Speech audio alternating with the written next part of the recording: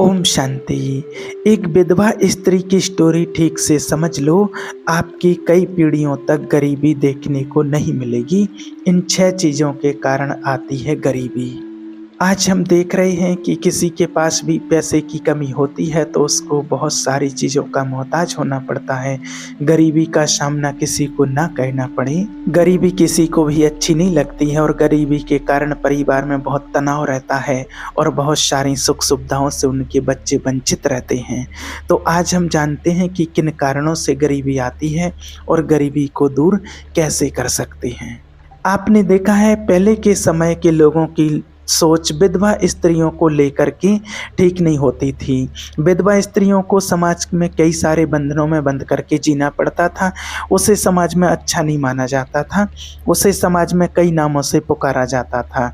कई दृष्टियों से उसे देखा जाता था। तरह तरह से उसका अपमान किया जाता था। अगर सुबह सुबह कोई उसका मुंह देख लेता तो लोग कहते अपशगुन हो गया, पूरा दिन खराब हो जाएगा, क्योंकि इस विधवा का मुंह देख लिया और इसने कैसे कर्म किए होंगे जो इसका पति अधूरे जीवन में छोड़ करके चला गया। कहने का मतलब है विधवा स्त्री को समाज में कभी सम्मान नहीं मिलता। समाज उन्हें गंदी नज़र से देखता था। आज आपने इस स्टोरी को अच्छे से समझ लिया तो आपके घर में गरीबी नहीं रहेगी। आपको कभी गरीबी का सामना नहीं करना पड़ेगा। और अगर आप गरीब हैं, कितने भी गरीब हैं, तो आपकी गरीबी मिट जाएगी। आपका जीवन खुशियों से भर जाएगा। बहुत समय पहले की बात है, एक नगर में एक रामदास नाम का व्यक्ति रहता था और उसकी जब शादी हुई तो उसकी शादी एक पारो नाम की लड़की से होती है। और जैसे ही उसका विवाह होता है और विवाह होने के कुछ दिन तक सब कुछ ठीक चलता है। पारो नाम की लड़की दिन रात मेहनत करती, अपने पति की सेवा करती, हर प्रकार से अपने जीवन को जीने की कोशिश करती। उसके घर में धन तो नहीं था, लेकिन उसके मन में अपने पति के लिए बेशुमार प्यार था और बड़ी दयावान थी। और कहते हैं कि जो दयावान होते हैं और स्वभाव के जो अच्छे होते हैं और उनके जीवन में दुख भी मिलता है। इधर वो पारो नाम की लड़की जिसकी शादी कुछ महीने पहले हुए थी, उसकी शादी को पूरा साल ही हुआ और उसका पति दुनिया को छोड़ करके चला जाता है और वो विधवा हो जाती है।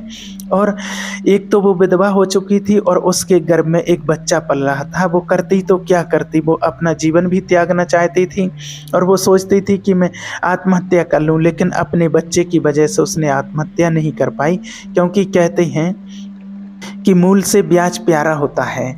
अब वो स्त्री अपनी जान तो दे सकती थी, लेकिन वो गर्भ में पल रहे बच्चे को, उसके कारण उसने जीवन जीने को मजबूर कर दिया। उसने ठान लिया कि बिना पति के अपने बच्चे को हर खुशी देगी, उसके खुशियों के लिए, उसकी परवरिश के लिए दिन रात एक कर देगी, लेकिन बच्चे को उसके पिता की कमी कभी नहीं खलने देगी। और कहा भी जाता है कि जब कोई इंसान दृढ़ संकल्प कर लेता है तो ईश्वर भी उसकी सहायता करते हैं। बड़े बड़े पहाड़ों को वो अपने सामने झुका देता है।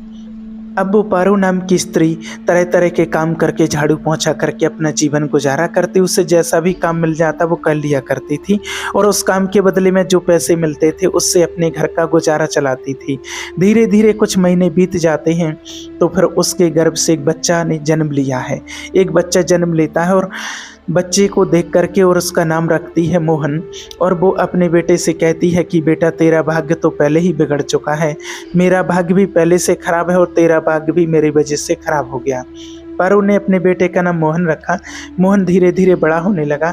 इधर वो पारो नाम की विधवा दिन रात मेहनत करके अपने बच्चे को खिलाती पिलाती, अच्छे कपड़े पहनाती, यानी कि उसे कभी भी अपने पिताजी की कमी महसूस नहीं होने देती थी। लेकिन कहते हैं कि पिता का प्यार एक अलग ही होता है, जिसकी कमी बच्चे को महसूस हो ही जाती है। माँ कितना भी प्यार दें लेकिन पिता की बराबरी नहीं कर सकती और एक पिता कभी माँ की बराबरी नहीं कर सकता। अब तो जब वो पारो का लड़का बड़े बड़े सेठ साहूकारों के लड़कों से दोस्ती रखने लगा, बड़े बड़े सेठ साहूकारों के लड़के उसके मित्र बन चुके, वो उनके साथ खेलता कूदता, हर प्रकार से उनके साथ रहता। तो मोहन जब बड़े बड़े सेठों के बच्चों के साथ रहता था तो कहीं ना कहीं उसे अपनी गरीबी समझ में आने लगी। मोहन काफ़ी समय तक इसी बात को सोचता रहा कि वो इतना गरीब क्यों है, कि उसके पास वो सारी सुख सुविधाएं क्यों नहीं है जो उसके मित्रों के पास हैं। इसी बात को विचार करता हुआ एक बार वो अपनी माँ के पास आता है और माँ से कहता है कि माँ, मेरी गांव में कई लड़कों से मित्रता है और मैं देखता हूँ कि वो बहुत अमीर हैं, उनके घर में धन की कोई कमी नहीं, हर एक सुख सुविधा उनके पास है, लेकिन माँ हमारे पास इतना धन क्यों नहीं है, हम इतने गरीब क्यों हैं। अरे हमें 2 वक्त की रोटी ठीक से नहीं मिलती है, ईश्वर ने हमें इतना गरीब क्यों बनाया है। माँ हम इतने गरीब क्यों हैं, आखिरकार इस गरीबी का वजह क्या है। बेटे की इन बातों को सुनकर के पारो अपने बेटे से कहती है कि बेटा, गरीब अमीर तो सब लोग अपने भाग्य से, अपने कर्म से बनते हैं, जिसका जैसा कर्म है उसके अनुसार ही उसको मिलता है, इसमें हम कुछ नहीं कर सकते हैं। हमारे भाग्य में गरीबी अपने कर्मों से लिखी है, इसे हम चाह करके नहीं मिटा सकते हैं। और मैंने कई तरीके के दुख देखे हैं और हमारे जीवन में दुख ही लिखा है। तेरे पिता मेरी शादी के कुछ समय बाद छोड़ करके चले गए थे, मैंने अकेले ही तुझे पाला पोसा, तुझे हर खुशी देने का प्रयास किया। पता नहीं तुम्हें किस बात का दुख है बेटा, तू बता तुझे क्या चाहिए, तू किस बात की कमी महसूस करता है। मोहन कहता है कि माँ, मुझे सिर्फ ये बताओ कि भाग्य को कौन लिखता है, किसने हमारे भाग्य में गरीबी लिखी है, मैं देखना चाहता हूँ। हमें 2 वक्त का ठीक से खाना प्राप्त नहीं होता और नगर में देखो लोग कितने अमीर हैं, कितनी सुख सुविधाएं हैं, आखिर हमने ऐसा क्या किया है जिसने हमारे भाग्य में इतनी गरीबी लिखी है।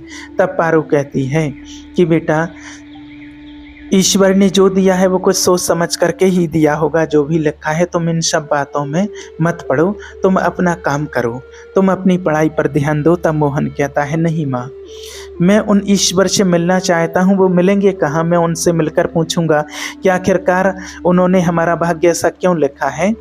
तो वो विधवा स्त्री अपने बेटे से कहती है कि बेटा, भगवान तो जंगल में रहता है, क्या तुम जंगल में जा सकते हो, अगर जा सकते हो तो जाओ और जा कर के उसको ढूंढ लो, तुम्हारा भाग्य इतना गरीब क्यों है, उनसे अपने सारे सवालों के जवाब पूछ लो। अब मोहन बड़ा जिद्दी था, वो जंगल में निकल जाता है, कहता है कि जब तक मैं ईश्वर से नहीं मिलूंगा, उनसे अपने सवालों के जवाब नहीं पूछूंगा कि मैं इतना गरीब क्यों हूँ, मेरे माँ के भाग्य में इतने दुख क्यों हैं, मेरे पिता समय से पहले क्यों चले गए, तब तक मैं घर लौट कर नहीं आऊँगा, मैं चैन से नहीं बैठूंगा, मैं ईश्वर से मिल के ही रहूँगा, उनसे अपने सारे सवालों के जवाब लेकर के रहूँगा। और इस प्रकार से घर से चल देता है, भगवान को खोजने लगता है और जंगल में उसका पूरा दिन निकल जाता, लेकिन उसे कहीं ईश्वर दिखाई नहीं देते। मोहन बड़ा परेशान हो जाता, कहता पता नहीं ईश्वर कहाँ मिलेंगे, लेकिन जहाँ भी हो जब तक मैं मिल नहीं लेता उनसे तब तक घर नहीं जाऊँगा। इस प्रकार दूसरा दिन हो जाता है, लेकिन मोहन आगे को बढ़ता ही जाता और चलते चलते उसे भूख भी बहुत तेज लगाई थी। वो बड़ा व्याकुल था, जंगल में रोता बिलखता चला जा रहा था और कह रहा था, हे ईश्वर आप कहाँ हो, मैं तुम्हें ढूंढ रहा हूँ, मुझे तुमसे कुछ पूछना है। ऐसी आवाज़ें मुंह से निकालता हुआ वो रोता हुआ आगे को बढ़ता जा रहा था। अब उधर क्या होता है, श्री हरि विष्णु भगवान और माता लक्ष्मी जंगल में साधु का वेश बना करके भ्रमण करने के लिए आए हुए थे। जब माता लक्ष्मी उस बच्चे की रोदन भरी आवाज़ सुनती हैं तो भगवान विष्णु से कहती हैं, स्वामी जंगल में कोई बालक विलाप कर रहा है और वो आपको पुकार रहा है, ये कौन हो सकता है, कौन रो रहा है, हमें इसके पास चलकर इसकी सहायता करनी चाहिए। तब विष्णु भगवान कहते हैं, देवी वो एक विधवा का लड़का है जो एक उसके भाग्य में बहुत गरीबी है और वो अपने प्रश्नों के जवाब देने के लिए वो मुझे पुकार रहा है। तब माता लक्ष्मी कहती हैं, प्रभु हमें इनकी मदद जरूर करनी चाहिए, वो आपका भक्त है और आपको पुकार रहा है। तब विष्णु भगवान कहते, नहीं देवी, इसके भाग्य में तो कुछ लिखा ही नहीं है ऐसा, इसके भाग्य में तो केवल दुख ही दुख लिखे हैं, केवल गरीबी ही गरीबी लिखी है, हम इसके भाग्य में कोई बदलाव नहीं कर सकते हैं। तब माता लक्ष्मी कहते हैं कि प्रभु फिर भी आपकी इसको मदद तो करनी चाहिए, आप जल्द से जल्द इसके पास चलिए, मैं इसकी कुछ मदद करना चाहती हूँ। भगवान विष्णु कहते हैं, ठीक है, अगर आपको ऐसा लगता है तो चलकर देख लेते हैं। और वो साधु का वेश बना करके वो मोहन के पास भगवान पहुंच जाते हैं। मोहन से कहते हैं, बेटे तुम कौन हो और तुम क्यों रो रहे हो, तुम किससे मिलना चाहते हो। तब मोहन कहता है कि हे साधु बाबा, मैं ईश्वर से मिलना चाहता हूँ, मैं ईश्वर से मिलकर पूछना चाहता हूँ कि आखिर उसने हमें इतना गरीब क्यों बनाया, उसने हमारे भाग्य में दुख ही दुख क्यों लिखे, उसने मेरी माँ को समय से पहले विधवा क्यों बना दिया, आखिर हमने ऐसे कौन से कर्म किए जिससे हमारे भाग्य में इतने दुख लिख दिए और हमारे पूरे जीवन में गरीबी ही गरीब लिखती है। नगर में बड़े बड़े सेठ साहूकार हैं जिनके पास धन की कोई कमी नहीं। आखिरकार हमें इतना गरीब क्यों बनाया, 2 वक्त की रोटी भी हमें नसीब नहीं हो रही। तब माता लक्ष्मी कहती हैं कि बेटा ये तो भाग्य का खेल है, ये पूर्व जन्म के कर्मों पर निर्धारित करता है। तब मोहन कहता है कि मैं ये बात ईश्वर से मिलकर जरूर पूछूंगा कि मैंने ऐसे कौन से कर्म किए हैं जिसकी सजा भुगत रहा हूँ। तब श्री हरि विष्णु कहते हैं कि बेटे तुम ईश्वर से आज नहीं मिल पाओगे, क्योंकि उन्हें तो बहुत सारे काम होते, वो तो अपने कई भक्तों के पास जाते हैं। लेकिन मैं तुम्हें इस सोने का हार देता जिससे तुम बेच करके अपनी गरीबी मिटा लेना, जिससे तुम्हारी गरीबी दूर हो जाएगी और तुम अमीर बन जाओगे, तुम्हारा भाग्य बदल जाएगा। मोहन सोने को हार को देखता है तो खुश हो जाता है, कहता है कि ये तो बहुत अच्छा हुआ, इससे तो हमारे भाग्य में कुछ बदलाव जरूर आएगा। और मोहन उस हार को लेकर घर की ओर चल देता है, उन साधु बाबा को प्रणाम करता है, घर को लौटने लगता है। रास्ते में चलते चलते मोहन सोचता है कि जब मेरी माँ हार देखेगी तो बड़ी खुश हो जाएगी, इससे हमारी गरीबी मिट जाएगी, हम भी अच्छे कपड़े पहनेंगे, अच्छा भोजन करेंगे और इससे कुछ पैसों से हम अपना व्यापार शुरू करेंगे। ऐसे कई तरह के विचार अपने मन में करता हुआ घर की ओर बढ़ता जा रहा था। संयोग से रास्ते में उसे प्यास सताने लगती है और जब उसको प्यास लगती है तो उस हार को एक पत्थर पर रख देता है और सरोवर के किनारे पानी पीने लगता है। और इधर क्या होता है, जब वो पानी पीता है तभी एक चील उस हार को खाने की वस्तु समझ करके अपने मुंह में दबा करके उड़ जाती है। और मोहन जब देखता है कि एक चील उसका हार दबा करके ले जा रही है तो वो थोड़ी दूर उसका पीछा करता है, लेकिन वो चिड़ तो आसमान में उड़ गई थी। और वो ये देख कर के मायूस हो जाता है और वो कहता है कि जैसे तैसे तो आज मेरी किस्मत बदलने वाली थी और फिर आज बदलते बदलते रह गई और आज मैं फिर से गरीब रह गया। मोहन बड़ा दुखी हो जाता है, रोने लगता है और अपने घर चला आता है। घर जाकर के बड़ा मायूस होकर के लेट जाता है और अपनी माँ से कहता है कि माँ, आज मेरी किस्मत बदलते बदलते रह गई, आज मेरी गरीबी मिटने वाली थी, हमारे अच्छे दिन आने वाले थे, लेकिन क्या करूँ, एक चील की वजह से आज हम फिर से गरीब रह गए। तब उसकी माँ कहती है कि बेटा जो भाग्य में लिखा है उसे कोई नहीं बदल सकता है, तुम व्यर्थ परेशान होते हो। तब मोहन बोला, नहीं माँ, मैं कल फिर जाऊँगा, कल मैं फिर भगवान से मिलूँगा, उनसे पूछूंगा आखिरकार इतनी गरीबी हमारे भाग्य में क्यों है, वे मेरी बात सुनकर हमारी गरीबी को जरूर बदल देंगे। इस प्रकार जब दूसरी सुबह होती है, मोहन फिर से घर से निकल के चलता है उसी जंगल में, फिर भगवान को आवाज़ लगाता है, उसी स्थान पर पहुंच जाता है जहां उसे कल ब्राह्मण वेश में भगवान मिले थे। वहां जाकर वो फिर से रोने लगता है, फिर से भगवान को पुकारता है। श्री हरि विष्णु और माता लक्ष्मी अगले दिन भी वहाँ प्रकट हो जाते हैं। कहते हैं कि मोहन, अब तुम्हें क्या परेशानी है, अब तुम्हें किस बात की चिंता सता रही है? मैंने तो कल तुम्हें सोने का हार दिया था, वो तुम्हें गरीबी मिटाने के लिए पर्याप्त नहीं हुआ क्या? अब ऐसा क्या हो गया कि तुम फिर से यहाँ आए हो? तब मोहन कल वाला सारा किस्सा सुनाता है और कहता है कि हे प्रभु, हे बाबा, आपने जो हार दिया था उसे रास्ते में चील लेकर के उड़ गई, अब हम क्या करें, हम तो गरीब के गरीब ही रह गए। साधु बाबा, आप कुछ ऐसा कर दीजिए जिससे हमारी गरीबी मिट जाए, हमारा भाग्य बदल जाए, ताकि हम कुछ अच्छा जीवन जी सकें। तो श्री हरि कहते हैं कि बेटा, तुम्हारा भाग्य मैं नहीं बदल सकता, अगर तुम्हें अपनी गरीबी मिटाना है तो तुम्हें ब्रह्मा जी के पास जाना चाहिए, ब्रह्मा जी तुम्हारा भाग्य जरूर बदल सकते हैं, तुम्हारी गरीबी जरूर मिटा सकते हैं। मोहन पूछता है कि प्रभु, आप मुझे बताइए कि ब्रह्मा जी कहाँ मिलेंगे? तो श्री हरि विष्णु से ब्रह्मा जी का पता बताते हैं। पता लेकर के वो ब्रह्मा जी के पास पहुंचता है। चलते चलते ब्रह्मा जी से कहता है कि प्रभु, मैं मोहन हूँ, आखिरकार मेरे भाग्य में आपने इतनी गरीबी क्यों लिखी है? मेरी माँ के भाग्य में इतना दुख क्यों लिखा? हमने ऐसे कौन से कर्म किए हैं जिसकी वजह से हमें 2 वक्त का खाना भी नसीब नहीं होता? शहर में इतने बड़े बड़े लोग हैं जिनके पास धन की कोई कमी नहीं है, वे लोग तो धन को दोनों हाथों से लौटाते हैं, हमें आपने इतना गरीब क्यों बना दिया कि 2 वक्त का भोजन भी नहीं मिलता है? तब ब्रह्मा जी कहते हैं कि बेटा, आपके भाग्य में कुछ लिखा ही नहीं है, आपके भाग्य में तो केवल गरीबी गरीबी लिखी है, उससे कोई नहीं बदल सकता है, उसे मैं भी नहीं बदल सकता। जो आपने कर्म करके लिखा है भाग्य में वो तो भोगना पड़ेगा। तब मोहन कहता है कि प्रभु, आप तो भगवान हैं, आप मुझे कुछ ऐसा उपाय बताइए जिससे मैं भी कुछ अच्छा जीवन जी सकूं, मैं भी अमीर बन सकूं, मेरा जीवन भी सुख से बीत सके। यदि आप ऐसा नहीं कर सकते तो मेरे सवालों का जवाब दीजिए। तब ब्रह्मा जी कहते हैं कि बेटे, तेरे भाग्य का लिखा तो नहीं बदल सकते हैं, लेकिन मैं तुझे एक अंगूठी देता हूँ, ये अंगूठी तेरी सारी गरीबी मिटा सकती है।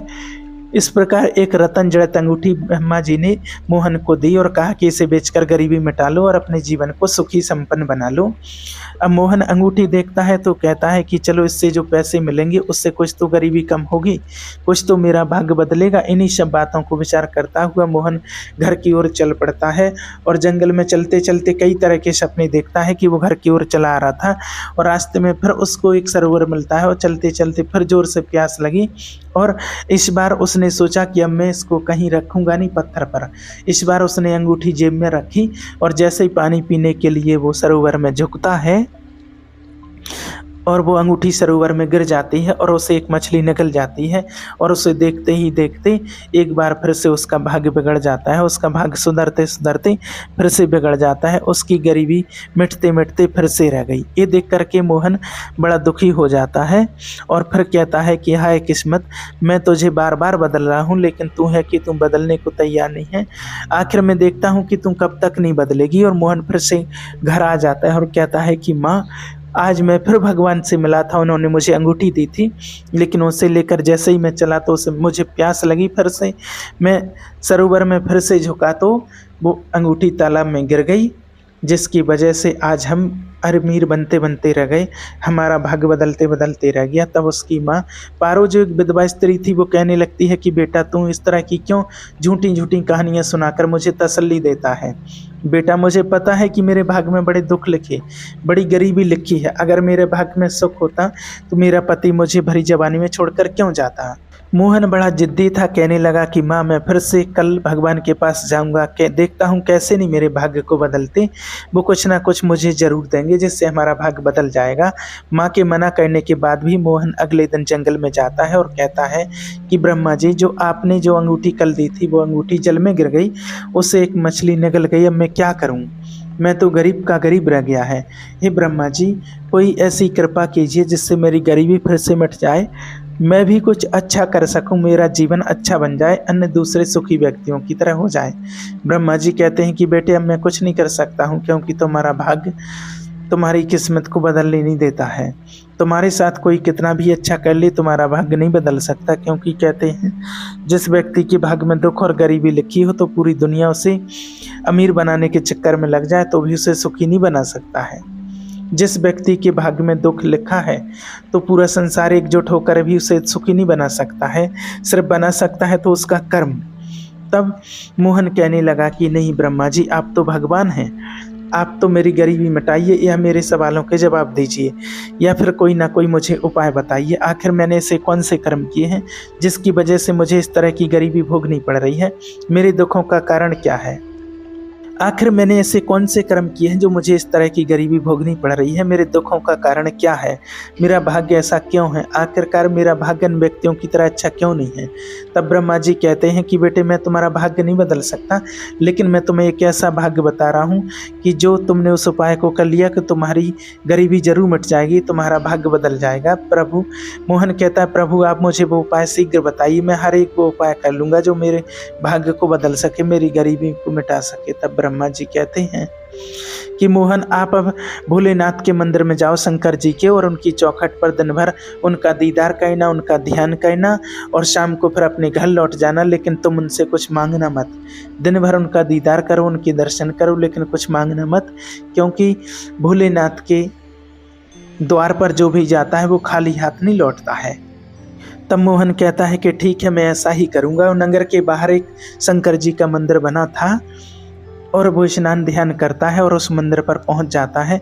मंदिर के द्वार पर बैठकर वो भगवान का दीदार करता रहता है, मूर्ति का उनके दर्शन करता रहता है, लेकिन मानता कुछ नहीं है। इस तरह से जब शाम हो जाती है तो वो अपने घर को चला आता है। उधर उसकी माँ पूछती है कि बेटा तुम कहाँ जाता है, उतनी शाम को आता है, आखिर तुम करता क्या है। तो मोहन कहता है कि माँ मैं अपना भाग्य बदल रहा हूँ, मैं भाग्य बदलने के लिए तपस्या कर रहा हूँ, मैं वो हर एक काम करूँगा जिससे मेरा भाग्य बदल जाएगा। उसकी माँ कहती है कि बेटा क्यों व्यर्थ की तपस्या कर रहे हो, तुम्हारा भाग्य कोई नहीं बदल सकता। अगर तुम्हारे भाग्य में सुख होता तो तुम अमीर घर में पैदा होते, तेरे पिता अमीर होते और तुम धनवान होता, लेकिन तुम्हारे भाग्य में गरीबी लिखी है, इसीलिए तो मेरे जैसे गरीब घर में तेरा जन्म हुआ है। तब मोहन कहता है कि नहीं माँ, अगर व्यक्ति चाहे तो कुछ भी कर सकता है, मैं भी अपनी गरीबी को अमीरी में बदल लूँगा। जिससे मैं भी कुछ दिन एक दिन ऐसा करूँगा कि जिससे मेरा भाग्य बदल जाएगा। जिससे वो पारो कहने लगी, ठीक है बेटा, जो तुझे अच्छा लगे वो तुम कर, मैं तुझे नहीं रोकूंगी। इस प्रकार उसे भगवान शिव के मंदिर में बैठे बैठे कई महीने बीत जाते हैं।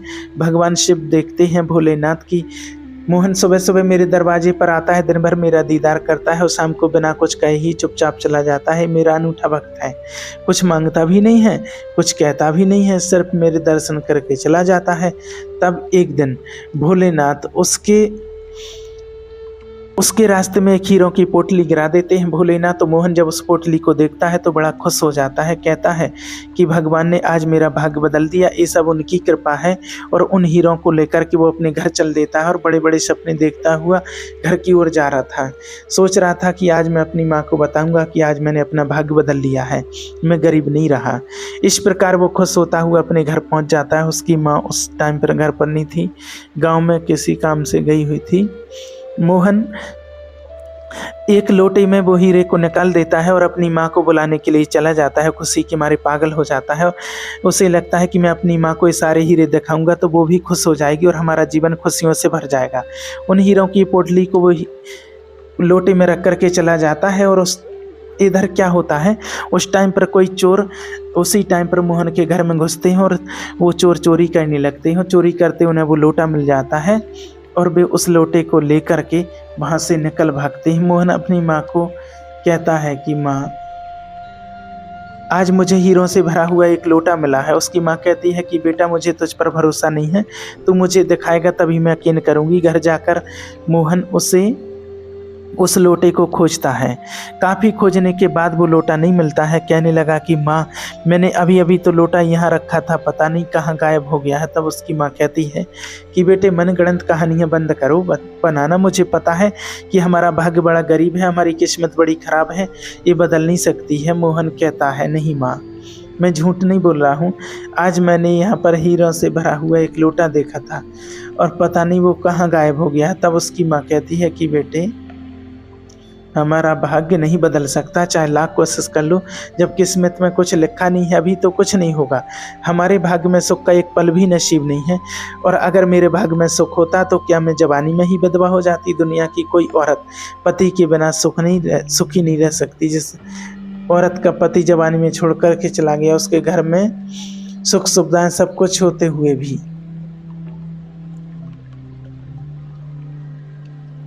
और फिर मोहन कहता है कि मैं फिर से भगवान के पास जाऊंगा, कुछ ना कुछ उनसे ऐसा उपाय पूछूंगा जिससे हमारी गरीबी मिट जाएगी। हे माँ, तुम देख लेना, एक दिन हमारा भाग्य जरूर बदलेगा। अब मोहन फिर से भगवान भोलेनाथ के मंदिर में जाता है और वहां जाकर के पूरे दिन दरवाजे पर बैठा रहता है और शिव शंकर की मूर्ति के दर्शन करता रहता है, लेकिन उनसे मांगता कुछ नहीं है। इस प्रकार से शाम हो जाती है और वो घर चला आता है।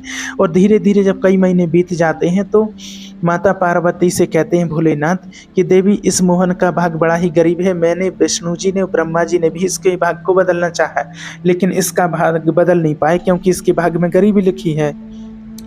तब भोलेनाथ भाग्य की देवी से कहते हैं कि इसका भाग्य बदल करके देवी, इसका भाग्य बदल दो, इसकी गरीबी मिटा करके सुखमय बदल दो, क्योंकि इसकी ये बड़ा भोला भक्त है, रोज़ मेरे दर्शन करता है, मेरे दरवाजे पर आता है, पूरे दिन बैठा रहता है, मगर मुझसे कुछ भी नहीं मांगता।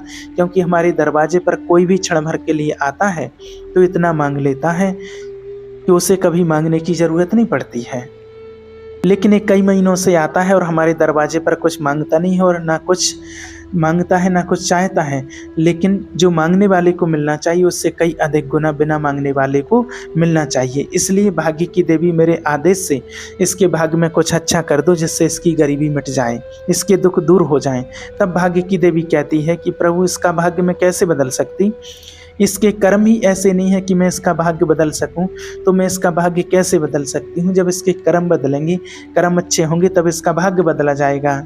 तो भोलेनाथ कहते हैं कि भाग्य की देवी, इसको प्रेरित करो कुछ अच्छे कर्म करने के लिए, और जब ये अच्छा कर्म करे तो आप इसके भाग्य को बदल देना।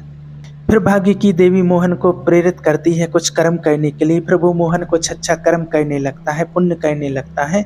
तो फिर भाग्य की देवी उसको एक सिक्का गिरा देती है भोलेनाथ के दरवाजे पर। उस सिक्के को देखता है और कहते हैं मोहन कि मुझ पर कृपा की है भगवान ने, इस सिक्के से उसकी गरीबी कुछ तो कम हो जाएगी, कोई नया धंधा डालूंगा, कुछ अच्छा भोजन करूंगा। अब उस सिक्के को हाथ में लेकर के मोहन चल देता है। सोचने लगा कि आज इस सिक्के को वो कहीं नहीं रखेगा, आज वो कोई गलती नहीं करेगा जिससे उसकी माँ उसे झूठा समझे। आज वो इस सिक्के को अपने हाथ में ही पकड़ करके रखेगा और माँ को दिखाएगा। मोहन जब घर पहुँचता है तो अपनी माँ को सिक्का दिखाता है, कहता है कि माँ, आज भोलेनाथ ने मुझे सोने का सिक्का दिया है माँ, इससे हम अपनी गरीबी मिटा सकते हैं। तुम बाजार चली जाओ और इस सिक्के को दे करके कुछ भोजन, कुछ राशन आदि खरीद लाना, और बचे हुए कुछ पैसों से हम अपना कुछ धंधा करेंगे जिससे हमारी गरीबी मिट जाएगी। तब उसकी माँ पारो बड़ी खुश हो जाती है, कहती है कि बेटा, आज तुमने अपना भाग्य बदल ही लिया है। आज मुझे यकीन हो गया कि कर्म से भाग्य को बदला जा सकता है। मोहन की माँ बाजार में जाती है और बाजार से कुछ सामान खरीदने के लिए जाती है। तभी वो देखती है कि एक मछुआरा के पास मछली है और वो बिना पानी के तड़प रही है। तब उसको दया आ जाती है और वो मछली को खरीद लाती है और अपने घर में ला करके उस मछली को पानी में के पात्र में डालती है। जैसे ही मछली के अंदर पानी जाता है और उसके पेट से वो अंगूठी एक बाहर आ जाती है। वो अंगूठी अपने बेटे मोहन को दिखाती है कि बेटे, इस मछली ने अंगूठी दी है, रत्न जड़ित अंगूठी है। मोहन जब अंगूठी को देखता है तो पहचान जाता है। एकदम से वो कहता है कि माँ, ये वही अंगूठी है जो ब्रह्मा जी ने उसे दी थी। अब हमारा भाग्य बदल चुका है, अब सब कुछ अच्छा होने वाला है। उस अंगूठी को पाकर मोहन बड़ा खुश हो जाता है। तब मोहन की माँ कहती है कि बेटे, बाबा महादेव ने हमारा भाग्य बदला है, हमारी किस्मत बदली है। चलो हम अब गरीब और भूखे लोगों को भोजन कराएंगे। कहते हैं कि धर्म करने से धन कम नहीं होता है और भूखे को भोजन खिलाना सबसे बड़ा धर्म होता है, सबसे बड़ा दान होता है। इन्हीं सब बातों को सोचते हुए वे बाजार जाते हैं। बाजार से बहुत सारे चावल, कई तरह की सामग्री, भोजन लेकर के आते हैं। फिर अपने बेटे मोहन से कहती है कि बेटा, चलो अब जंगल में चलते हैं, क्योंकि भोजन बनाने के लिए कुछ लकड़ियों की ज़रूरत पड़ेगी। मोहन अपनी माँ के साथ जंगल में चल देता है। जंगल में जाकर मोहन एक पेड़ पर चढ़ जाता है जिस पर कुछ सूखी लकड़ियाँ लगी हुई थीं।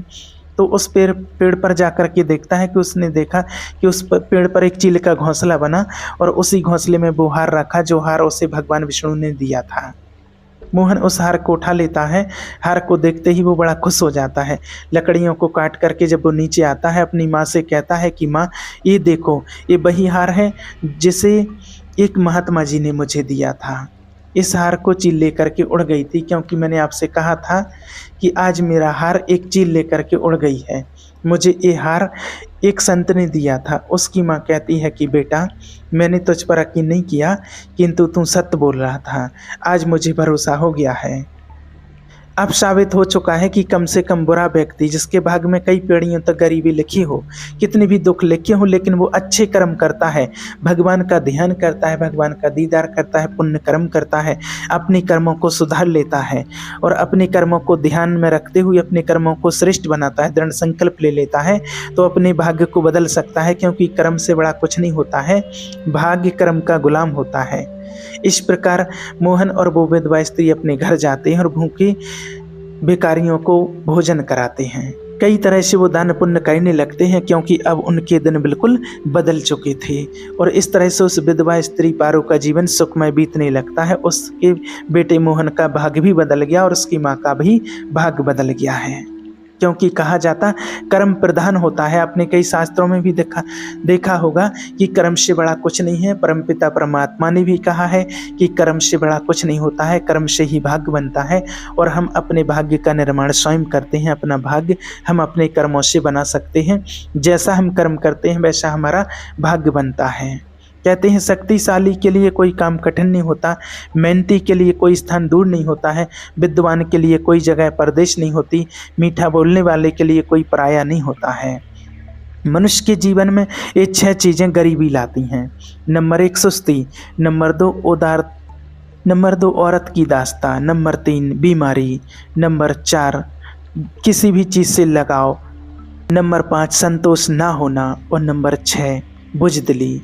कहते हैं बेकार, आलसी और किस्मत के सहारे निर्भर और सुस्त आदमी के पास लक्ष्मी कभी नहीं आती है। इसलिए अपने अच्छे कर्म करें, पुण्य कर्म करें, श्रेष्ठ कर्म करें और अपने कर्मों से अपने भाग्य का निर्माण आप स्वयं कर सकते हैं और अपनी गरीबी को भी आप दूर कर सकते हैं। ओम शांति।